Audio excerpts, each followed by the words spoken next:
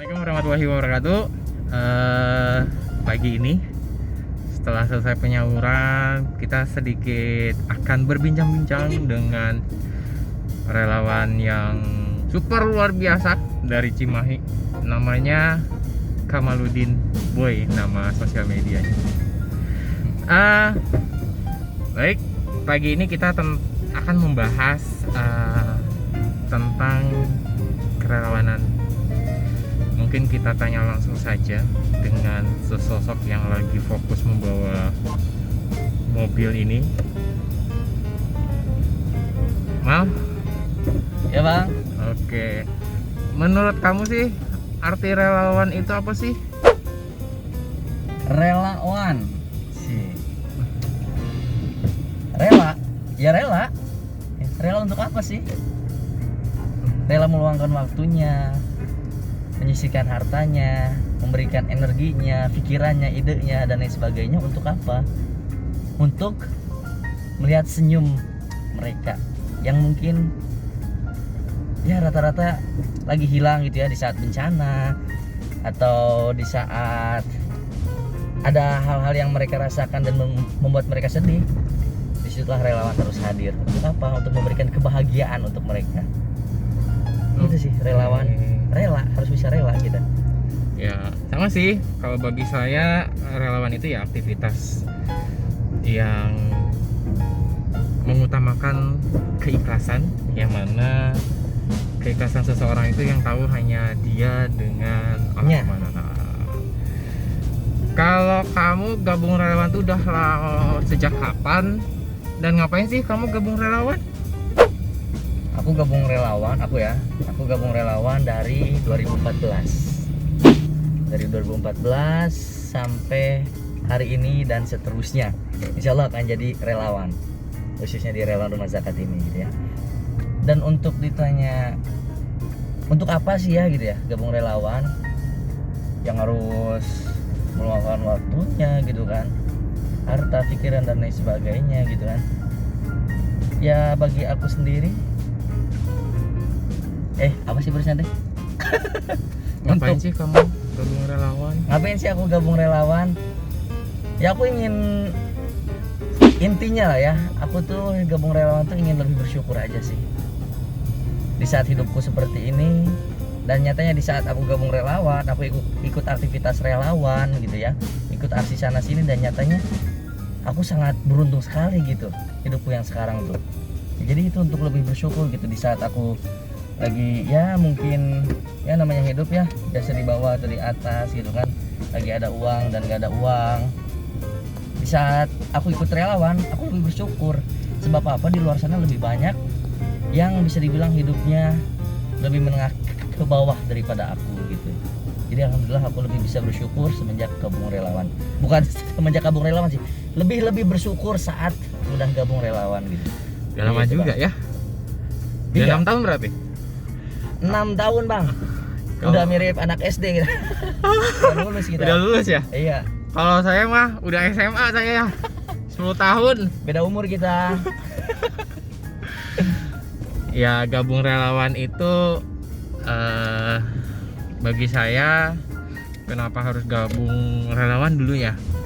Ya karena banyak banget kebermanfaatan untuk orang banyak gitu. Ya semoga aja dengan gabung relawan itu menjadi jalan kita, jembatan kita menuju jannahnya, dan juga menjadikan kita umat ataupun ya sebaik-baiknya manusia bermanfaat untuk banyak orang gitu sih. Kalau bagi kamu fungsi relawan sekarang ini kan lagi heboh ataupun lagi mewabahnya pandemi COVID-19 katanya. Tuh. Fungsinya relawan apa sih? Di saat momen seperti ini, fungsi relawan yang lebih ke membackup gitu, membantu birokrasi dalam memberantas virus ini gitu. Ya kan mereka nggak bisa bergerak sendiri juga gitu kan. Bahkan sudah ada beribu-ribu relawan juga yang masih seperti ini gitu suasananya. Apalagi nggak ada relawan gitu. Jadi ya dengan adanya relawan dan fungsinya relawan sekarang itu ya untuk melengkapi birokrasi dalam melawan virus corona ini gitu. Dalam ya realnya gitu ya, membantu disinfeksi gitu kan. Awalnya gitu, yang awalnya masih dibolehkan disinfeksi, bantu disinfeksi, dan juga bantu menyalurkan gitu kan ya, menyalurkan ya kan rumah sakit kan banyak yang membutuhkan APD dan lain sebagainya gitu kan. Nah, mereka yang apa yang mereka butuhkan itu bisa dilengkapi oleh relawan gitu, bukan relawan yang memberikan, relawan yang menyalurkan gitu kan dari donatur. Jadi relawannya itu adalah jembatan juga gitu, jembatan untuk bisa melawan virus ini sih. Ya gitu, iya gitu dah. Intinya Ya. gitu lah, ikan ngerti lah. Bisa jadi. Yang pastinya kita Pastinya, selaku masyarakat komunitas harus menjadi garda terdepan untuk memutus mata rantai penyebaran COVID-19. Kenapa? Karena kalau tim medis yang jadi garda terdepan bakal jadi kewalahan ya. Oh betul, sangat. Karena kapasitas rumah sakit kita katanya siapa ya? Saya juga nggak tahu. Bang? Satu tempat tidur itu untuk puluhan ribu orang antrian. Luar biasa nggak sih? Antrian ya? Kalau ya nauzubillah min dzalik, kalau sampai korban COVID-19 di Indonesia bisa mencapai angka puluhan ribu, jangan sampai lah ya. Jangan sampai. Tapi kayaknya udah mau nyampe 10.000. Ya semoga cepat berlalu. Ini kan udah 6 tahun ya kamu gabung relawan, Mal. Ya. Ada kisah-kisah yang buat kamu menjadi yang terkesan bagi diri kamu atau yang menjadi susah dilupakan gitu dalam aktivitas kerelawanan selama 6 tahun itu? Untuk hal itu yakin banyak ya, saking banyaknya mungkin nggak bisa diucapin satu-satu, namun ada beberapa juga yang bisa berbagi gitu ya. Mungkin ini jadi hal lucu juga gitu saat bencana longsor di Jateng itu ya, di daerah Riau gitu. Itu kan lagi aksi kan ya, relawan lagi di bawah tuh ya, lagi nyari mayat gitu yang sudah berhari-hari hilang gitu. Dan relawan itu ada sekitar ratusan relawan di bawah. Jadi itu ada zona-zona ya, ada zona A sampai D gitu. Nah aku pas bagian di B, aku bagian di B waktu itu. A tuh atas banget gitu, A tuh ada di atas gitu, di longsoran atas banget gitu. Nah saat itu relawan yang di B sampai D itu ya lagi santai aja gitu kan, lagi nyari-nyari. Dan nyatanya dari A tuh ada yang manggil-manggil gitu kan, woi woi woi gitu kan. Nah yang bawah kan nggak denger, nggak jelas denger apa gitu. Nyatanya gitu kan, nyatanya ada satu orang yang langsung lari sambil bilang longsor longsor. Nyatanya ada longsoran susulan, ada longsoran susulan. Nah di saat itu langsung mencar semuanya itu, langsung mencar, nggak inget siapa-siapa, langsung mencar. Dan ada yang mencar dua arah ya jalannya, ada yang ngarah ke rumah warga, ada yang ngarah ke hutan, dan ada relawan rumah zakat yang ngarah ke hutan. Dan itu muter baliknya 1 jam guys. Masya Allah. Mereka udah capek gitu ya nyari mayat, dan akhirnya ada longsor susulan itu, mereka larinya ngarah ke hutan, dan itu muternya sampai 1 jam. Dan untung itu bukan aku gitu ya, jadi aku alhamdulillah selamat. Dan itu hal yang lucu banget gitu ya.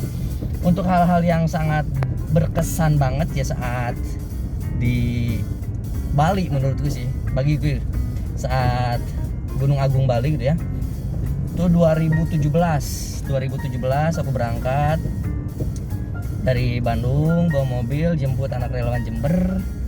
Dan saat itu saat pertama kali aku jumpa sama anak-anak relawan Jember, dan ada salah satu akhwat sih, ini jadi baper-baperan ya, ya apa-apa lah, ini jadi bukti gitu ya, bukti bahwa hal-hal baik itu akan menghasilkan hal-hal baik yang lainnya gitu kan. Ya, betul. Allah itu akan membalas hal-hal baik kita dengan hal baik lagi gitu kan. Ya jadi pas jumpa sama akhwat itu, hanya satu-satunya akhwat yang ikut aksi waktu itu berangkat bareng tuh. Dan di sana hanya kenal 5 hari loh ya, hanya kenal 5 hari, dan nggak tahu gimana. Ya itu jadi bundanya anakku sekarang sih. Jadi untuk ente-ente semua, ya lurusin lagi niatnya gitu ya, bukan untuk cari jodoh, namun untuk menebar kebaikan ya. Dan ingat, di saat kita menebar kebaikan, Allah akan balas dengan kebaikan lagi. Salah satunya dengan dapat jodoh terbaik dari relawan. So, siapa yang akan mendapatkan jodoh relawan dan relawan lagi? Kita saksikan. Ahai. Luar biasa ya, dapat jodohnya saat aksi. Aksi guys. Kalau saya mau Apa nih? kisah yang menarik itu di 2016. 2016 ya, lama ya. Apa tuh Bang? Ya, saya kan juga gabungnya udah lebih lama dari kamu. Lebih lama ya, benar. Itu saat gempa Pidijaya Aceh. Oh, Aceh guys. Ditugaskan selama 40 hari. Menjadi aksi yang paling lama pertama, yang walaupun sekarang udah ada yang mengalahkannya juga, aksi di Palu 3 bulan. 3 bulan. Tapi yang berkesan banget ketika Pidijaya itu sampai sekarang ya, itu rasanya dapat keluarga baru di sana karena ada seorang anak namanya Hafiz, semoga menjadi Hafiz Quran nantinya.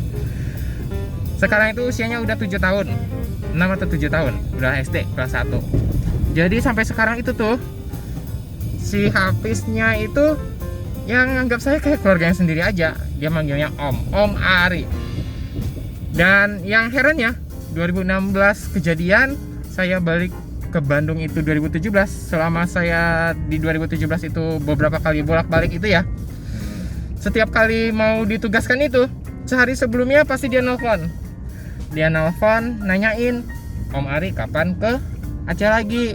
Saya mah kan nggak tahu ya, karena juga nggak ada duit juga bolak-balik ke sana. Kalau uang pribadi mah. Dan Curhat loh. udah 4 kali kejadian itu. Setelah dia nelfon, besoknya ditugaskan ke sana untuk supervisi program-program yang lagi berjalan. Dan gak direncanakan itu ya? Dan tidak direncanakan. Begitu luar biasa skenario Allah itu untuk melepas kerinduan sama dia itu. Ya kalau pakai uang pribadi mah nggak akan dapet. Bisa kembali ke sana bolak-balik. Bisa sampai 10 kali kayaknya Rezeki ya. selama 2017. Dan itu terulang lagi ketika di Palu 2018 harus bolak-balik juga. Dan sama jadi relawan itu udah 24 provinsi bro. Oi. Saya kunjungi, tinggal 10. Kayaknya bisa jadi calon presiden ya. Bisa lah presiden RN. Ya itu kisah-kisah luar biasa ya bagi saya, karena kebahagiaan itu ya sebuah kekayaan yang luar biasa. Ya gitu sobat, sekian obrolan singkat kita tentang relawan. Berhubung kita udah sampai di base camp. Assalamualaikum warahmatullahi wabarakatuh. Terima kasih.